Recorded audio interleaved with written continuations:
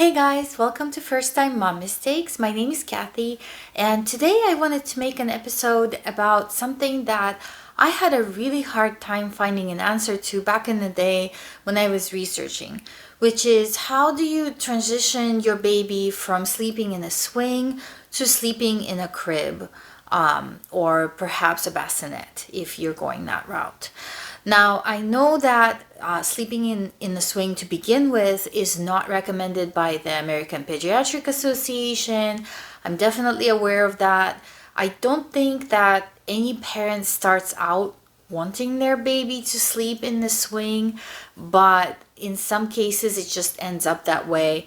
I ended up finding some answers on forums, and what I saw there was some babies sleep for just their naps in a swing, and some parents say that their baby just can't even sleep through the night without being in a swing. So they end up sleeping in the swing at night. So whatever it is, the transition process is really the same, whether your baby is going to be sleeping in the swing just for naps or at nighttime. In our case, just to let you know, our baby never slept in the swing at night. She always slept in her rocking bassinet, and then she transitioned to the crib. But for naps, it was just so hard to get her to sleep any other way besides being in a swing.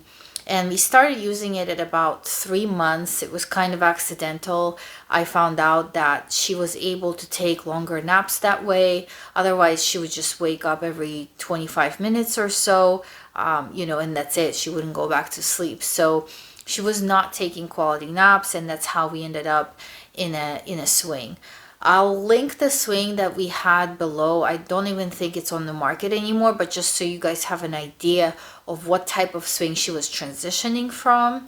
It did have a pretty horizontal positioning to it. So it was actually called a cradle swing. She was really not sitting up. She was laying down. It's just her legs were up. So she just couldn't do without this motion during the day.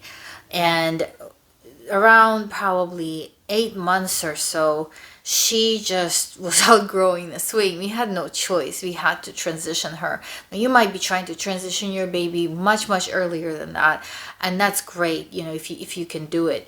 Initially, I read on forums that by 9 months, developmentally, they don't even need help transitioning because they just can sleep a lot better. I really think it depends on the baby. It was not that easy for us. So let me just kind of lay this out in steps. So first of all, if your baby sleeps in the swing during the day and at night, you will definitely want to start the transitioning process at night. That's when sleep pressure is the greatest, meaning that your baby can fall asleep the most easy. And your night actually is divided into 3 sections. Your first 4 hours is the deepest sleep for the baby. Then you have your next 4 hours, and then the last 4 hours, 3 to 4 hours, are the lightest. So that's the hardest. So if you're transitioning for nighttime, you might end up what we did, for example, when transitioning from the rocking bassinet, which again is the motion thing, to the crib, is you'll transition the baby for the first 4 hours, so the first part, and then the baby will probably wake up, fuss, and they might not want to go back to sleep in the crib. So at that point, you'll put them back wherever they were sleeping. So if it's the swing, you'll put them back in the swing wherever they were sleeping before the whole transition thing. So you'll start with just the first part of the night, and then you'll try to extend that to the second part, so help them go back to sleep for another 4 hours or so in the crib, and then you'll tackle the last part of the night, which is the hardest, at the end. Once they're sleeping the entire night in either the bassinet or the crib, wherever you're transitioning them, that's when you want to tackle the naps. I would not do naps until your baby is fine sleeping in the crib or bassinet at night, because that's really the foundation for sleep. So we're gonna assume that you've done that and now you're doing nap time. Whether you're doing this for naps or for nighttime sleep, the process is the same. So what's the actual step-by-step process? I would divide it into 3 parts. First of all, it's getting them used to the actual room where they're gonna sleep. So if your swing is not in the room where you have your bassinet or crib, you will want to relocate the swing to that room preferably. That kind of gets them used to the surroundings. Was not the case for us. Our swing just did not fit in her nursery where her crib was. But what helped was we transitioned her from bassinet to the crib during night sleep in that room. So she was already accustomed to that room. So however you want to do it, you need to get them accustomed to the room first. The second part is getting them used to sleeping without motion. This is really hard when you've been basically using it as a crutch to get them to sleep the whole time, right? So what you'll want is a lot of solid sleep cues outside of the actual motion. In our case, what we used was, first of all, we had this kind of lullaby music playing before she ever went to sleep, right? So it was kind of the preparation music. Oh, the music starts, we change the diaper, all that. Oh, okay, we're getting ready to go to sleep right now. We're getting ready for a nap. Then even though they say dissociate feeding from sleep, we couldn't get that done. So the bottle was definitely a part of the cue for us. So she would start drinking her milk from the bottle. I was not breastfeeding at this point. So that was another cue. And then finally, she also had this kind of nighttime cricket owl sound that was going to play. Everything's dark at this point. So that's her final cue, essentially, is the room is dark, and then the owl sound, and then I would sing some lullabies to help if really necessary. So you'll want to establish whatever your cues are. You'll want to establish really solid cues and really solid bedtime routine before ever trying to do this transition, because what needs to happen is the motion goes away, the swing goes away, but everything else stays the same. So for nighttime, for example, we also had stars, projector on her ceiling. That was another thing. We had special music playing, so forth. So once you have all of that established, what you'll want to do is start decreasing the motion. So if you have your swing set to max every time, and that was the case for us, probably, when she starts out, and then kind of decrease the speed when she falls asleep.